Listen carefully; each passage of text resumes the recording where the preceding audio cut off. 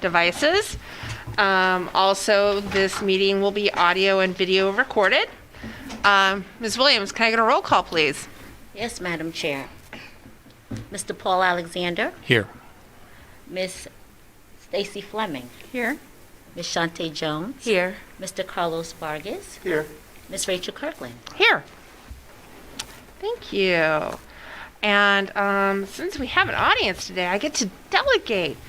Mr. Stephen Bonilla, would you like to lead us in the Pledge of Allegiance? All right.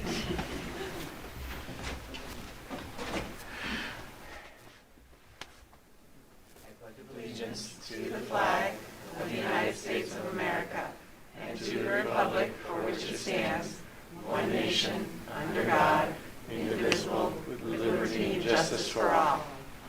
Thank you very much. Do we have any additions or corrections to the agenda? No. Nope. Seeing none, can I get a motion for approval of the agenda? Move to approve the agenda? Second. Second. A motion and a second. All in favor? Aye. Aye. I vote aye. Motion carries. All right, moving on to the consent agenda. Move to approve consent agenda? Second. Motion and a second. All in favor? Aye. Aye. Aye. Seeing no opposition? Motion carries. All right, Superintendent Spotlight. All right, good evening, Madam Chair, members of the board. It's always an exciting evening when we have a room full of people to celebrate in our spotlight. So I want to thank all of our guests for joining us this evening, and we are going to go right into our first mention. All right, first up we have our most valuable cougar. Recently, at the Expectations of Excellence ceremony at Manassas Park High School on October 21st, Stephen Bonilla was named the most valuable cougar. Stephen Bonilla is a role model for the student body. He's well respected by students and staff, and he shows strengths in academics and extracurricular involvement. He is a hard worker and has a natural drive for success, whether it's in school, sports, or activities. He represented his class as vice president for all 4 years of high school, and he served as a peer mentor for all students and as a leader for both choir and track. We asked Stephen to write up a little reflection on his 4 years that led to him being named the most valuable cougar, and I found his words to be pretty moving, so I'd like to read a little bit of that for you tonight. I love to lead others into greatness and provide a clearer pathway because I understand how difficult it may be. As a first-generation student, it was evident I had to work twice as hard as most students in my class. Every day I strived for the best, continuously studying hard because I want my parents' hard work to mean something. When I succeed, it will be for my family, and we will have achieved our American dream. I had the honor to be selected by my peers as the most valuable cougar for the class of 2022. All of the hard work and determination I always put in was shown in that award, and I am beyond grateful. I am a proud son of immigrants and a proud member of the Manassas Park community. I'm truly blessed to be surrounded by people who love and support me, and I would not want it any other way.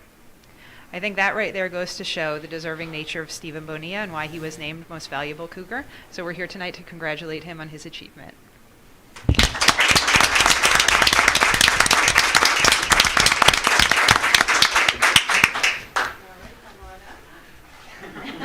Oops.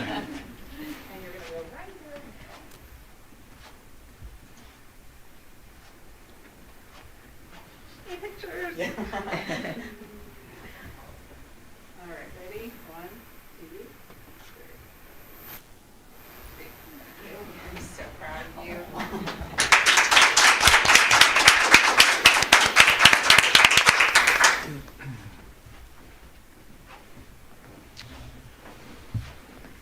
All right, next up we're going to spotlight some of the advanced photojournalism students from Manassas Park High School under the supervision of Hannah Papp.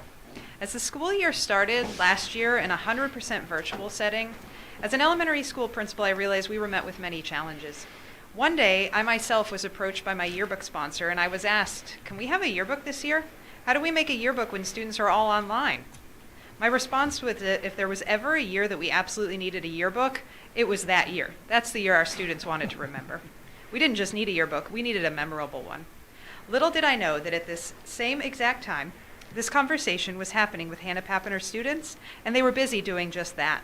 In fact, Ms. Papp and her students created an award-winning yearbook by receiving a first-class distinction by the Virginia High School League. Mrs. Papp joins us tonight with some of her students, and I'm going to go ahead and invite her up to the podium now to tell you a little bit more about the hard work and the creativity that led to this achievement.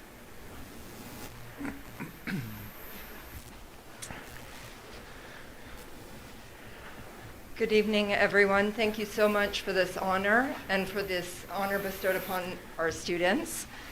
We have here two of our staff from this year's yearbook who also served on last year's yearbook, Lana Bowling-Rinker, who is our present editor, and Yaslin Gamez-Navarez, who is our sales and marketing manager.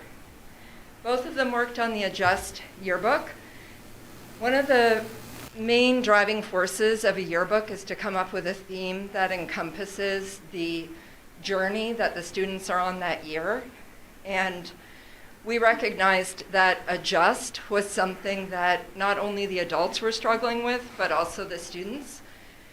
It was also the driving missive of blended learning and what eventually became a year of asynchronous learning, hybrid learning. So you can see just from the table of contents that the year was captured visually by this yearbook.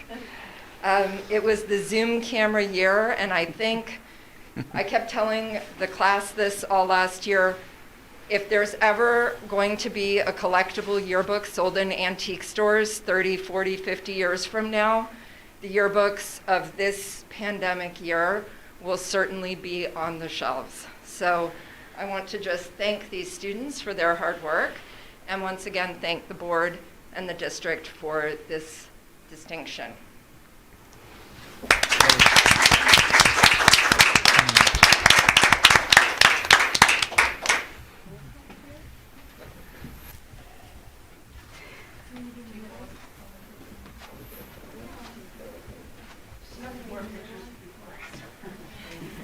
Just hold your breath. Hi. All right, ready? One, two, three. Great. Thank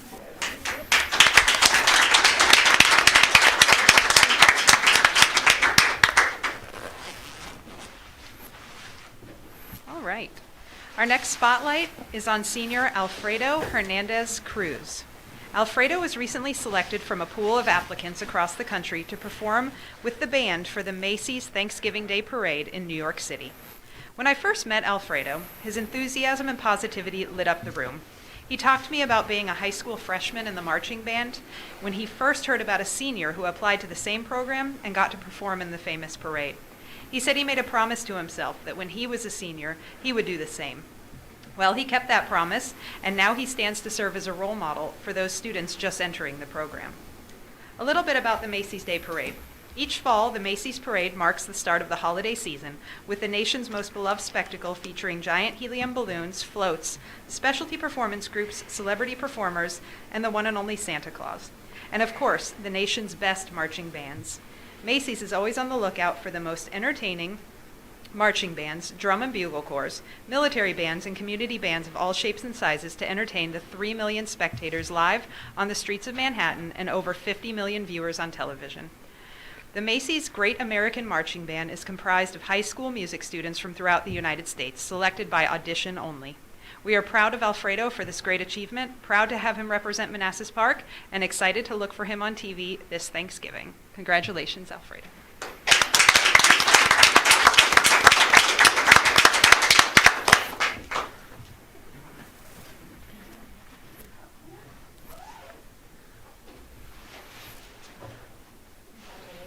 Thank you so much.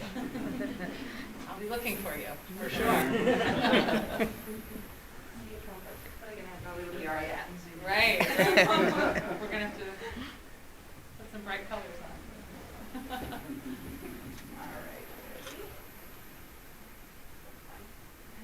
All right. 1, 2, 3. Thank you.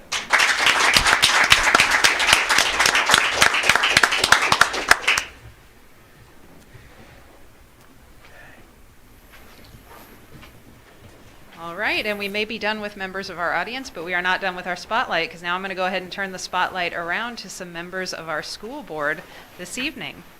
The VSBA, the Virginia School Boards Association, recognizes board members for their dedication, time, and hard work in improving boardsmanship skills throughout VSBA meetings, conferences, board development, and training, and active involvement in the association. VSBA members earn credits for VSBA Academy Awards, which are based on participation from July 1 to June 30th of each year. There are 5 levels of awards with certificates and pins awarded to particular levels. The VSBA Academy Awards are presented annually to school board members who meet the requirements.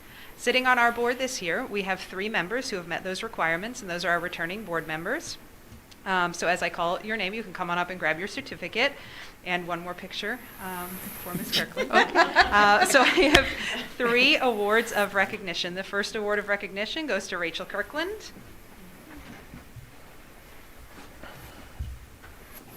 Thank you.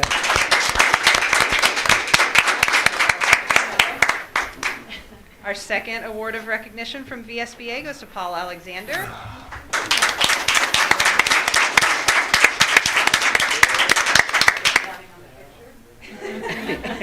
And our third award of recognition tonight goes to Carlos Vargas.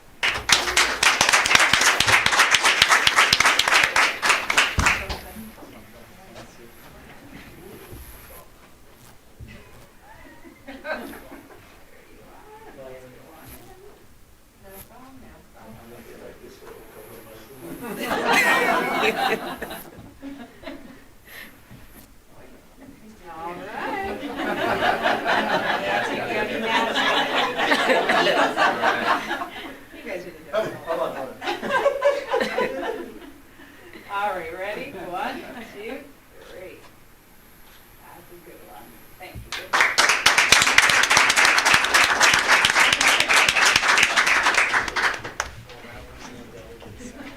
And that concludes our spotlight this evening. Thank you. Any comments from the board before our guests depart? I do. Yes. Actually, one comment. Rachel and I were both at the, forget the name of the ceremony, Expectations for Excellence. Uh-huh. And I just wanted to, Stephen, I really was surprised.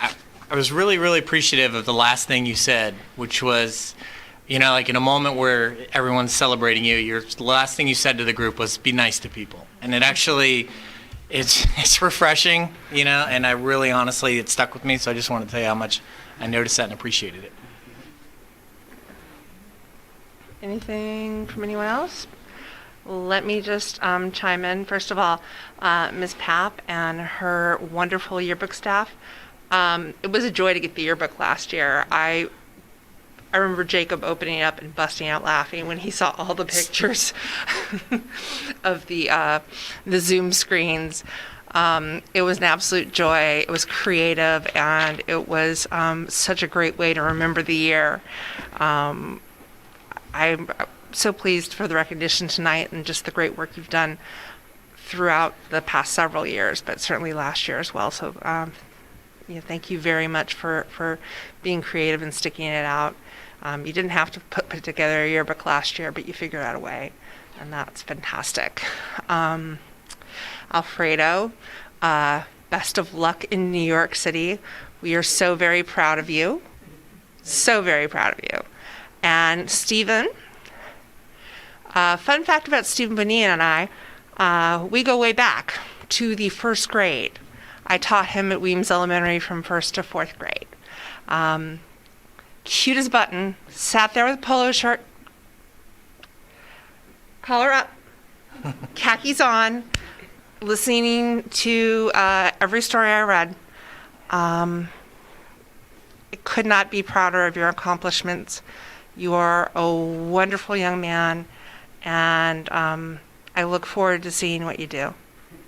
So thank you all for taking the time to come today. We could not be more delighted to see you all here, and I hope you have a great rest of the evening, week, and a great holiday season. So thank you very much. I just have one comment. I wanted to say thank you for coming here. It really is a reminder of who we are, what we're here for, and who we're supporting. And so thank you for taking time out of your evening to show us who we're supporting. All I want is some salsa at the parade, okay? You need to see him play. He plays with like all of the fire. It's Alright. amazing. All Like I right. said, a little bit of salsa. He can hook you up. All right. Thank you all so very much. And with Appreciate your that, time. we'll give you a second.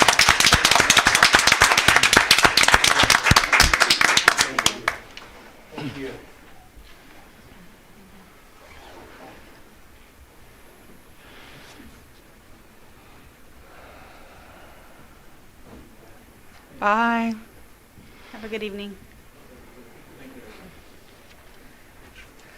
All right. Moving on to the public hearing on the capital improvement plan. I'm going to go ahead and open the public hearing on the capital improvement plan. The purpose of this public hearing is to allow comments directly related to the capital improvement plan. The guidelines for the public hearing: citizens wishing to speak must sign in. When called to the podium, please provide your name, Manassas Park City address, or if staff, job title, and work location.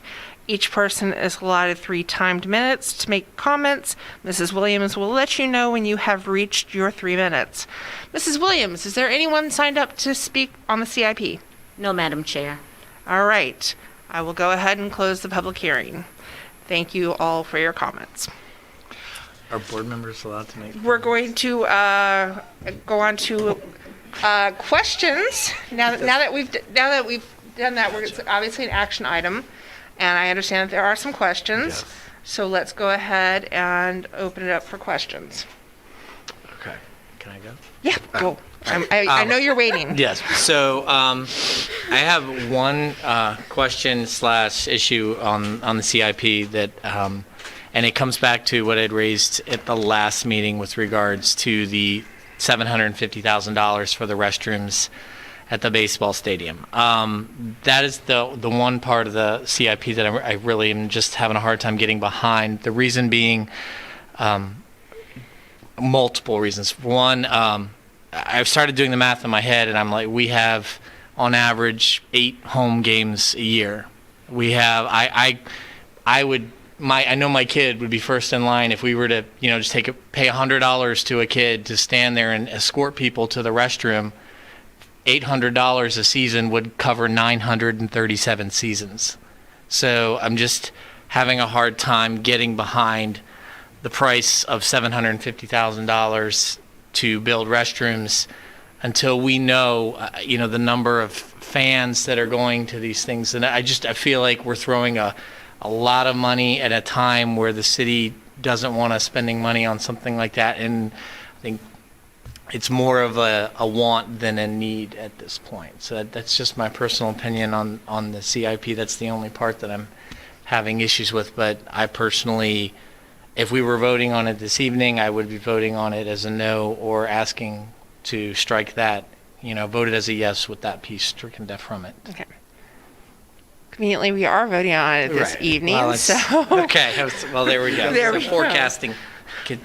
Let me, one of the questions that I had, just like, because $750,000, it's just like, what is the use? I'm assuming that when kids are practicing in the fields, they use it. So it's not just when we have home games that those facilities are being used. Am I off on that assumption? Yeah, Yeah. I mean, you can answer from there, Eric, that's fine. Yeah. Yes, Mr. Vargas, that was the thought, that it would be used not only for student athletes who are at practice. You have to remember, yes, you have 8 to 10 home baseball games. You also have 8 to 10 JV games. I know that's still an exorbitant cost for that. And then, of course, for PE classes who would be outside in the fall and the spring. So that would be the other use for a restroom facility out there. Right. So it's not, I mean, I just wanted to, to ensure that the universe of, the use for the restrooms was not just with the, with fans coming in and or coming into special occasions like the football games, baseball games, soccer games, but you're saying, PE students who are practicing, when we had our, our graduation outside, folks using that. My second question was, does the $750,000 include, is it a total demolition and rebuild? Or are we talking about,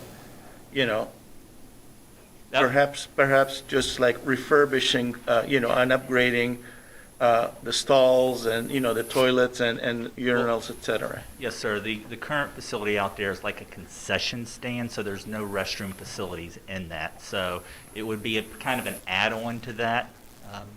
And that was the cost estimate that Mr. Simpson provided me to bring that piece of structure into the code, I guess it would be. Okay.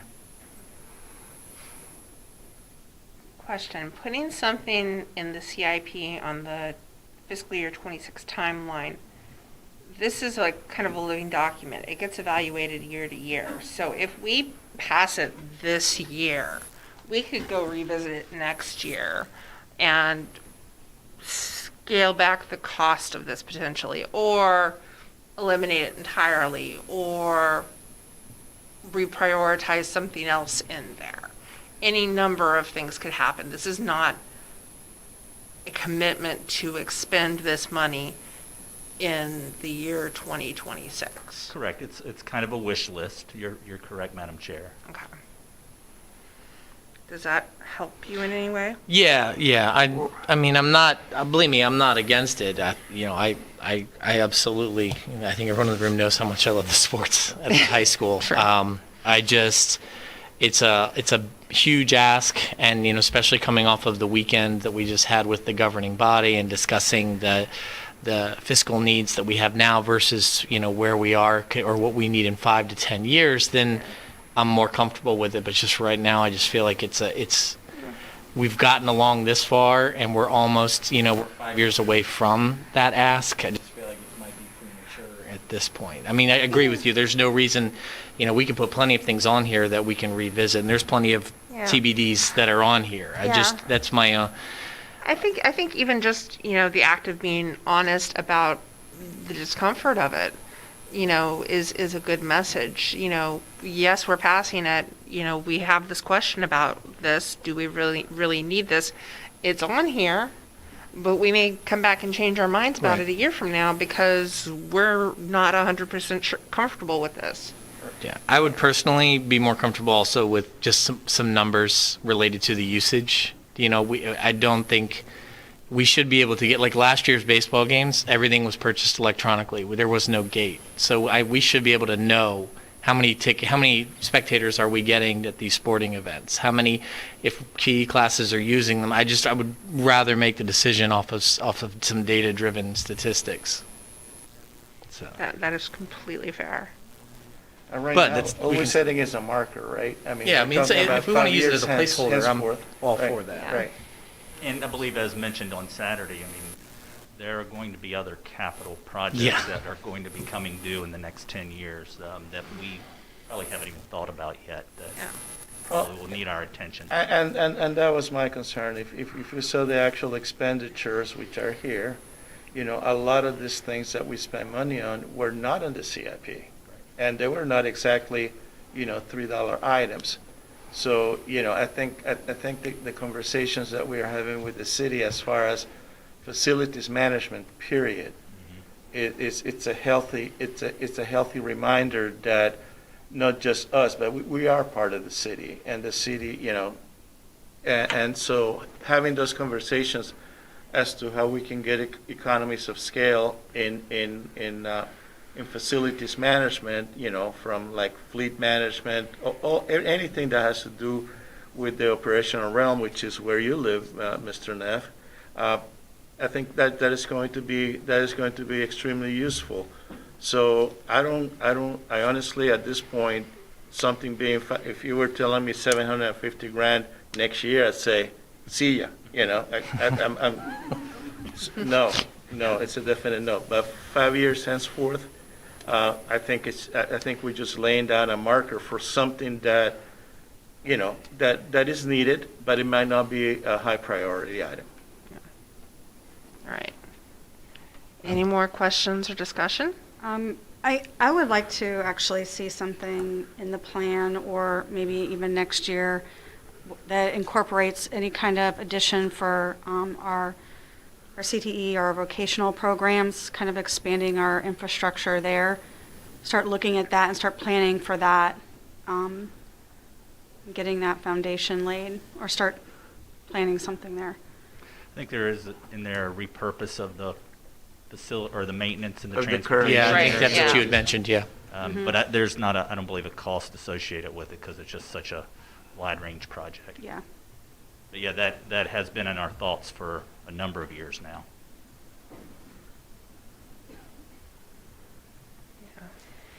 Anything else? Going back to the restrooms, just to Paul's point about the data, was there any type of needs assessment done, or was this just something that was kind of, like you were saying, on the wish list? Yeah, it was a recommendation by the activities director from the high school. Okay. There is no data, but we certainly could accumulate that this spring. We have time, yeah. Okay. Yeah, I think it's probably fine as a placeholder, but I think before we really move forward on it, we probably need more information. All right. Anything else? No. All right. So, seeing nothing else, can I go ahead and get a motion on the CIP? I move that we approve the FY 22-26 project for the capital improvement plan as written. I'll Second. that motion. Okay, motion and a second. Is this a roll call? Yes, it is. Okay. Money. Yeah. That's what I thought. Mr. Paul Alexander. Yes. Semi-begrudgingly. Yes. Ms. Shante Jones. Yes. Mr. Carlos Vargas. Yes. Ms. Rachel Kirkland. Yes. No opposition? One begrudging? Motion passes. We'll get you your numbers. Thank you. I just want to see the numbers. Okay. All right. Moving on to the public hearing on the fiscal year 22 budget amendment. I'm going to go ahead and open the public hearing. The purpose of this public hearing is to allow comments directly related to the fiscal year 22 budget amendment. The guidelines: citizens wishing to speak must sign in. When called to the podium, please provide your name and Manassas Park City address, or if staff, job title, and work location. Each person is allotted 3 timed minutes to make your comments. Mrs. Williams will let you know when you have reached your 3 minutes. Mrs. Williams, do we have anyone signed up? No, Madam Chair. All right. I'm going to go ahead and close this public hearing. Thank you, everyone, for your comments. So this is an action item, the fiscal year 22 budget amendment. Do we have any questions or discussion prior to our vote? Our financial director made a very good presentation during, in the past, and this is essentially the same. It's just one thing that as I reread all the numbers, the one thing that got my attention, and perhaps is the money's coming from elsewhere, is the expectation that the city contribution was going to jump by 1.13 million, was it? City, $1,134,347. And that was a question, is that money, have we agreed, clear with the city? That's the only hiccup that I saw as I reviewed this afternoon when I was going through your presentation. So your question is that money, is the city going to agree to that request? Right. Okay. So that's a good question. We have met with the city manager and his team a few times and discussed all of that. And we have, that's how we came up with that presentation, how to present the information to the board, because I'm presenting that exact presentation to the governing body tomorrow night. Okay. Tomorrow night, it's just a discussion item tomorrow night, but they will take action in December. The city manager will take my amendment and his amendment and combine it into one action item for the governing body in December. I see. I don't anticipate a problem. Well, like I said, since you guys came in, the new team, especially yourself, have been working with the city. But it kind of escaped me the last time. But when I saw this number, my eyes kind of got really big. And I just wanted to know if it's going to be, if that particular figure is it expected to be something known and accepted, or is it something that we're going to have to defend and or cut our budget because we're not going to be able to meet it? At this point, I do not have any reason to expect resistance toward it. Okay. Some of that is carryover POs from the previous fiscal year. Correct. No. I know. And you explained that very well last time. But I was just like, you know what I'm saying? It's just like one of those things. Like, wait a minute. I know I saw it, but I didn't quite digest it. Right. So now it's just like, so if a lot of that money is carryover, et cetera, so it shouldn't be an issue. I just wanted to make sure. Because we talked about transparency, and that was the only figure that kind of got my attention. Yes, it is a large, and it's a large figure. I was a little nervous putting it in the presentation myself, but since it's my first year, 3 months in the job, and I'm going to my governing body asking for $1 million. Yeah. But a majority of that $1 million is to finish the high school roof and for the matching funds for the others, and I think they understand. Understood. Yeah, and I think our visit the other day really probably helped bring some of that right to action too. Thank you, Thank you, Mr. Lyon. Appreciate it. Any other questions? All right. Seeing no other questions, I'm going to go ahead and ask for a motion for approval on the fiscal year 22 budget. I move that we approve the proposed FY22, the amended FY22 budget as presented to the board and as will be presented to the governing body tomorrow night. Second.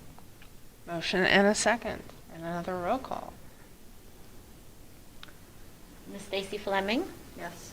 Mr. Carlos Vargas, Yes, ma'am. Ms. Shante Jones. Yes.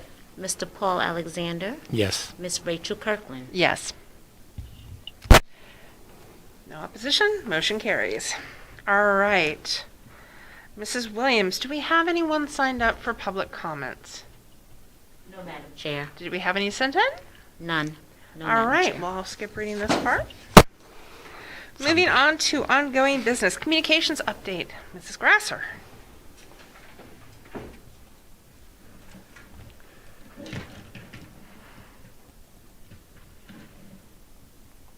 All right. Good evening again, Madam Chair and members of the board. I'm going to be sure to open my presentation this time. I think I was so excited about our spotlight.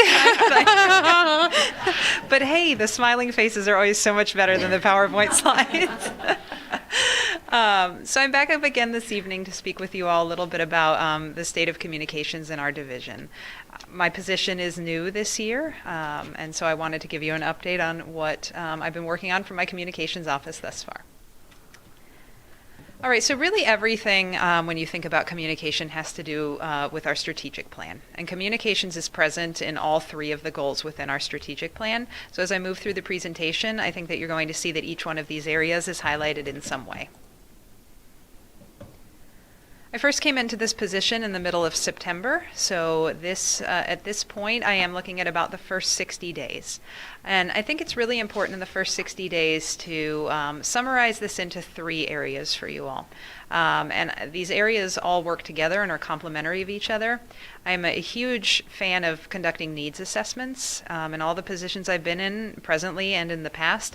I think the first step is really important to conduct needs assessments. That always can be done in conjunction with your introduction and your relationship building. So those 2 things I saw as priorities in the first 60 days when I came in. That was to first introduce myself to the community, start building relationships, and while doing that, kind of start to informally conduct these needs assessments for where we are in the division and where our stakeholders really want us to be.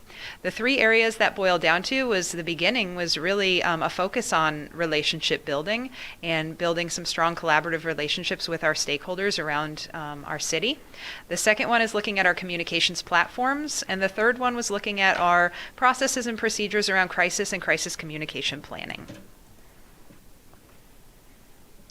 So in the first step with the initial meetings, I first went in and started meeting with our principals. I sat down and started meeting with some of our teachers, and I asked them about their current means for communication, what they saw as needs, and really what they thought about their levels of community engagement. Because really the engagement from our families and our communities really can help drive our student achievement rates. I also looked at our relationship with our local agencies. I met with the police department, I met with the fire department, and talked about how we can build a strong relationship with them in the event that we do need to work together in some kind of a, crisis situation. I also introduced myself to the media and started establishing and reestablishing some of our relationships with the local media. I think it's important to have proactive relationships with the media because the media will find us if they need to find us for something, but it's also important for us to tell them all the great stuff we have going on, like in the Spotlight. Those are the stories that don't always get out there, so it's important to have, somewhat of a focus on these are the great things that do happen here, instead of focusing on something that may come up that may not be positive. Also, as we've kind of discussed a little bit this evening and over the last week, forming strong collaborative relationships with our local government. I think we've had 2 opportunities within the last week to do that, which have been successful. I've also spent some time myself meeting with our local government and talking about how we can work together for the betterment of our school division. What came out of these meetings, kind of the reflection and the needs here, was I repeatedly kept hearing about the communications platforms. And we'll go a little bit more in depth on that on the next slide. One thing that came up also was with teachers. We've been talking a lot about compensation, but also talking about what are we doing to recruit our teachers and to tell them, hey, Manassas Park is a place you do want to come and live and work. And then also talking about the coordination of local agencies. This is a very small city, and when something happens in the city, that word does spread very quickly. So it's important that all of the agencies are on the same page and working together so that we have the proper messaging out to our families. Not only does it help us to get correct information out, it helps to create ease and make calm in our community if we're having a tough situation. Okay, so the communications platform, this was probably the biggest thing that I heard when I went out and I was talking with people around our school communities. The theme that came up the most was the website. I heard a lot about the website, 2 different things about the website. The first was the functionality of the website, and the second was the design. And those 2 things do go a little bit hand in hand. But I was hearing about needs in, anything from I need to figure out how to go here and find out my child's teacher's email address to I'd really love to go to this website and find out more about your CTE offering or your instructional programs. So that was probably the highest need on the list. The second one was notification systems for internal and external stakeholders. And a couple of themes that came up there was the efficiency and the response time it took to get those messages out. Communications plans and processes. Who is responsible for what when we were pushing information out to our community to make sure that we're getting consistent messaging. And then increased followership on social media and just looking at all of the different communication platforms we offer. Everyone's got a different one that they like. How do we increase the amount of people that we're reaching by using different channels? So we have a kind of the most recent update on this now. I'm excited to announce that we are moving toward a new platform for the school system, and that is going to be both a website platform and a notification system platform. It's interesting because when you look at, moving to something new or going to something that might be more efficient or meet our needs better, it is not always something that has to cost more. Sometimes you can get efficiency, you can get multiple things in one package, and it actually is a cost-effective solution for our school system. So I'll have some more information on that coming up in future meetings, but we are taking the first steps towards moving toward a more efficient and a more consistent communication method for our families. I think it will be really nice because our families will also be able to choose and customize how they want to receive those messages. The next thing that came up was in crisis communication. Unfortunately, due to the pandemic, we are in a little bit more of a crisis-prone environment than we've been in the past, and we are seeing some crisis situations increasing around the nation in our schools. So we're looking at, from a needs assessment standpoint, that we need an integrative plan that considers all types of possible crisis scenarios. increasing our coordination with our local government, fire, and police, and doing some crisis communication training for our principals or any other staff or designees in the building. Oh, I don't know why that N went down there. All right, so events and recognition. So we're looking at increasing our number of events and recognition opportunities around the division. We just had our Bring Your Legislator to School Day, which was very well attended, and the feedback from that was great that we had kind of this first opportunity to get together and collaborate. We're looking at hosting a Meet the Superintendent State of the Schools in the late winter, early spring timeframe. We're going to continue on with some of our Bell Foundation events, the golf tournament, the Cougar Run. We're working right now on our teacher grants. And one of the goals in the kind of next steps is to really continue to build that donor base so that we can make sure we have a strong teacher grant program. Doing some collaboration with the schools. In one of the upcoming meetings, I'd love to introduce you to the Cougar Way Puppets if you've never seen them. They're pretty cool. And we've incorporated our school board spotlight. So this is just a few of the ways that I've been working to try to, help out some of our branding around the school division. I think it's important not just to tell people what we're doing, but to show people what we're doing, to increase our visibility out in the community, increase our visibility when we're at career fairs, at universities, on social media, inviting our government officials into our schools. So this is a little bit of sample of some of those things that have been happening. And then for the next step, so we're right now kind of at that first little bullet point there. We're beginning the website redesign, which will take approximately 5 months to complete. And that will also include a full notification package and some other communications tools that will be useful to our teachers, our principals, some of our central office staff, all the way up. We're going to continue work on the crisis communication planning and the training for our principals and our staff in our schools. And then toward the end of the year, we'll look at finalizing our overall communication plan, which will look at all aspects of communication around the division, and then finalizing a 3-year plan. I think there's a lot of things on the wish list for me to do communication-wise this year, but we know we have to build some of those foundations first. We know we need to engage our community and make sure that we build a consistent way that we're communicating throughout our schools. So we want to build that foundation first, and then those will be the add-ons that would come in the coming years. So that is basically an update of the first 60 days and some of the results of the needs assessment that have come out of the communications office. Questions? Yeah, if I may, how much of it, we're talking about, people, processes. In my day job, I talk about people, processes, and technology.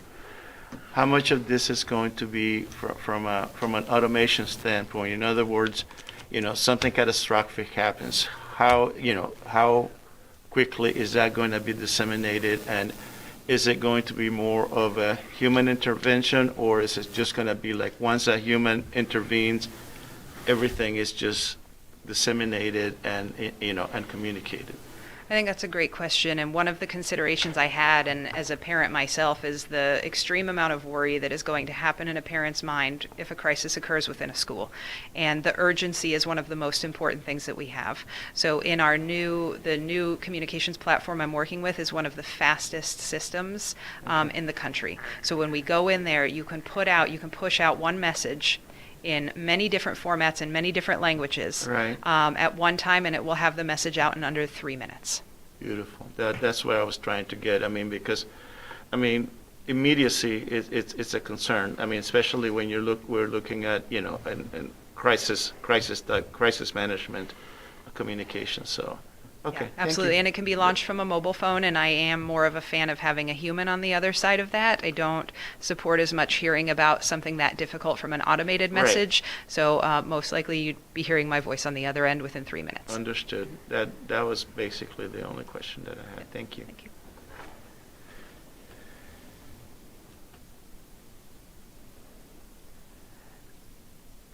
I'm good. I know. I didn't talk about bathrooms.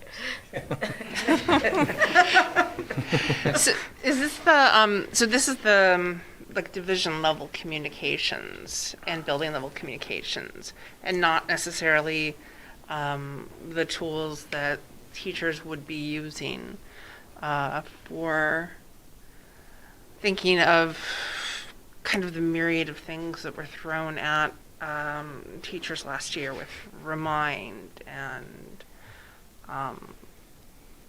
the various notification platforms. Does this new platform streamline some of that and become more of a one-stop shop? In theory? Yes, it sure does. One of my goals too was, in addition to urgency, was efficiency. Okay. And I think efficiency you need to look at in two ways. One, we are a very small division and we don't have 10 people working in each different office at the central office level. We also have teachers that wear a variety of different hats. That's what we talked about in the importance of teacher retention. So this would give us some solutions from the very top at central office all the way down to the classroom level that would streamline into one way that we would all communicate. And I think there is another effect to that that's very important. It would give our parents something consistent to expect, because the more that we give to our teachers and the more that we use, the more tools our parents are also expected to manage. Yeah. Learning 6 different platforms is extremely difficult, and managing 6 different platforms for your communication. So that is extremely beneficial. Thank you. All right. No other questions? Yeah, I think I do. Regarding content authors, are the schools going to be able to access the website and update their own content as far as events and things like that, or is it just going to be funneled through you, or how is that going to work? And is it pretty easy with this new tool? That's a great question. Right now it is a little bit limited in what the schools are doing as far as taking some ownership of their school-specific websites. This will be a more collaborative effort. So there will be people assigned at the schools who will have access to those websites. So if there's a quick update they need to put on there, they'll also be able to push out the notifications if there's something that the principal needs to get out that they can get out to their families faster. So there will be a more collaborative kind of working relationship with the website, that the schools will have some ownership over their sites as well. Okay. Thank you. Actually, that question was kind of like the question that I have, just thinking about like at a school level. I know sometimes parents may change phone numbers. I don't know, how often does your system update, or does it check, monthly, or how does it do that? Because sometimes I know teachers have the most up-to-date information on parents. Yes, that always is a struggle in making sure that the teachers get that information into our student information system. These systems do partner with our student information system, and everything will be syncing regularly so that any update that would take place in the student information system would go right into the notification system to make sure that we are sending things out to the correct phone numbers. Thank you. Thank you very much. We look forward to your next update. Thank you. All right. Next up, the ESSER local plans. Mrs. Calso.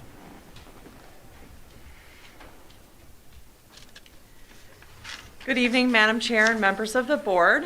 As you know, we have submitted several ESSER federal grants over the last year and a half. One of the requirements of the process is to offer the public the opportunity to comment on our ESSER local plans. Our local plans can be found on our website, www.mpark.net.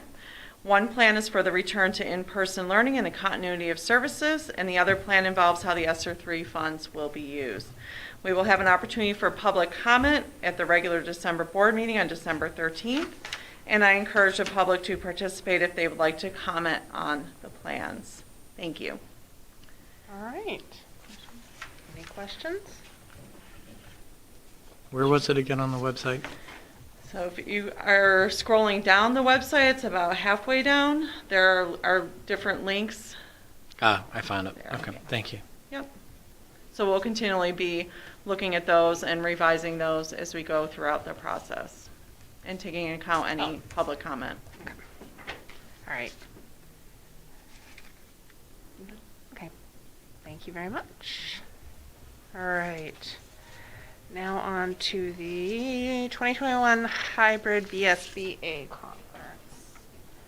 All right. So instead of attending this year because of the continuing COVID outbreak, we are participating virtually. Dr. Saunders was nice enough to make the suggestion. It's. I have it here if you Oh, want. yes, I was pulling. That's what I was looking at. Okay. Thank you. she was nice enough to make a suggestion of having the full board watch here in the Open school center. board. But I don't know if that jives with everyone's plans, if people were watching from work already. We do have our retreat that I believe is scheduled for January 31st in the evening coming up. So we will have some time coming up in the new year where we will get together to, kind of a more casual format to chat and, work through some organizational stuff. But I know you also have the email. Was that functionally something that could work for the group, or? Did it block sorry. again? Sorry. Yeah, it went black. It's okay. I have it here too. Okay, it's so, So essentially, the suggestion is to meet here from 2 to 4 on Wednesday for the opening session. Right. Would any or all of it work? Yeah, that'd be fine. I have no issue. Fine with me, at 2 to 4. 2 to 4? Okay. How about you? Yep, that works. Okay. 2 to 4 on Wednesday. yeah, what about the second piece, the dinner and discussion? Is that, are we? That would be the next question with that. Okay. Would that work for everyone? If that doesn't, that's fine. No, I have to do work at like between 7 and 8, so I could do part of it. So let's Or I could work in the car, like a hotspot for an hour and then come back. I would have to show up an hour late for that as well. Right. Let's do Or the before dinner? 2 to 4. Let's do the 2 to 4, and What, do you have something, I want to say, could we do like an early dinner, 4 to 5? you said you couldn't get there till 6. Yeah, I could do earlier. I just can't. I have to drop my kids off at 6. So I can't, Wednesday's my class night, so I can't do anything. So There we go. let's just do 2 to 4. Maybe they've got some leftover granola bars from the weekend. Yeah. Go. You don't need this back and Thank forth. you. Go on. take us with you. Thank you. We're not going to take too much. We're not going to be too far behind you, I swear. Okay.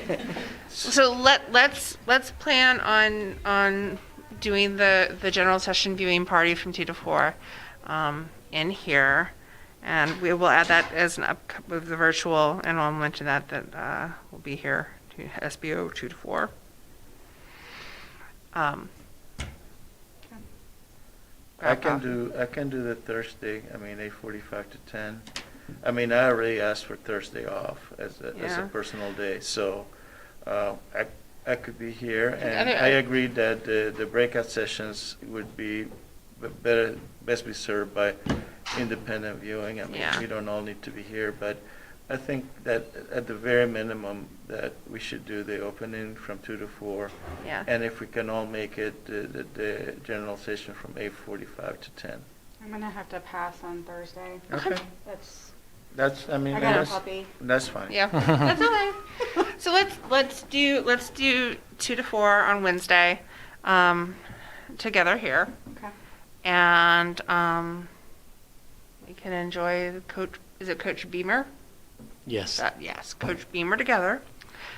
You can explain football to me because I know nothing, and They practice a lot.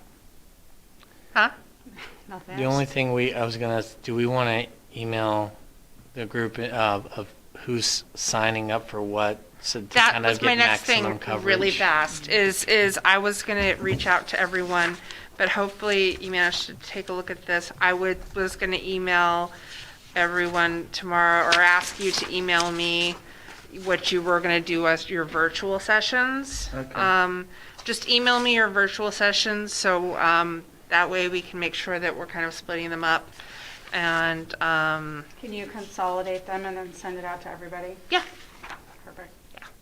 So yeah, just do that when you get a chance for your sessions, and then I will consolidate. Do when you get a chance. Let me put a deadline on this. Do it tomorrow, so I can. But tomorrow's, it's close. Close. We're close. Yeah. Do it by Wednesday noon, so I can get them back out to I everyone. already have my little. Okay, checks, so, whatever. All right, and then I'll get them pushed back out and make sure we have everything covered. And they sent the registration out for the Grubhub thing too. Yeah, so. All right, so then I would call us, unless there's anybody else has any questions, I would call us organized Organized? Adjourn. for Vsca. She was looking for you to call something else. Huh? Adjournment. Yeah, I think Oh, she was well, no, leaning I've got to to- do the I know, that's upcoming why meetings. I think Okay. she's usually. I'm getting VSBA Annual Convention, November 17th through 19th. It's virtual on Wednesday, 17th. We will be watching the opening general session from 2 to 4 p.m. here in the school board meeting room. The next regular school board meeting is Monday, December 13th, 6:59 p.m. here in the school board meeting room. Do we have any board member comments? What'd you say? Do we have any board member comments? Sorry, it's the mask. No, I'm good. Seeing none, I call us adjourned. Thank you. Okay.